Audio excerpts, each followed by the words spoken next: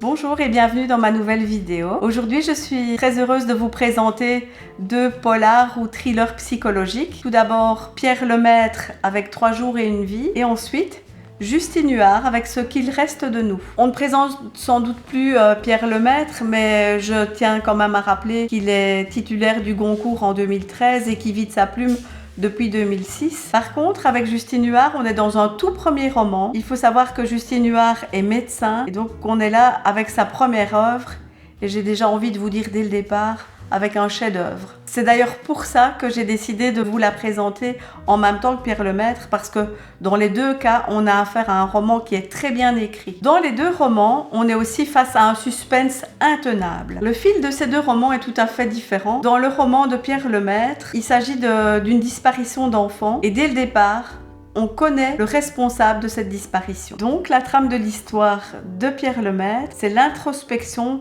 du responsable de la disparition de l'enfant. Ce roman est une grande réussite parce que finalement, Pierre Lemaître parvient à nous faire avoir de l'empathie pour l'auteur de la disparition de l'enfant. En définitive, donc, ce roman de Pierre Lemaître est un réel coup de cœur pour moi, tout comme celui de Justine Huard, dont je vais vous parler maintenant. L'histoire de Ce qu'il reste de nous commence 5 ans après la disparition du mari et du chien de Julie Timmers. Julie Timmers est médecin, elle est mariée, elle a un chien, elle vit une belle histoire avec son mari.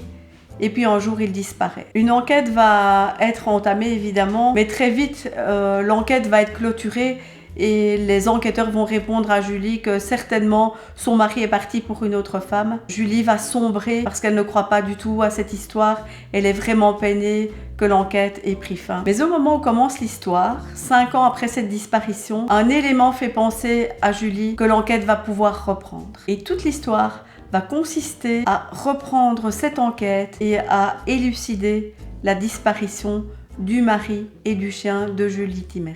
C'est un roman de 231 pages et comme avec celui de Pierre Lemaître, vous ne pourrez pas le refermer tant que vous ne l'aurez pas terminé. Merci d'avoir suivi cette nouvelle vidéo. N'oubliez pas, le lien vers ma page Facebook se trouve dans la description. En attendant ma prochaine vidéo, surtout, lisez.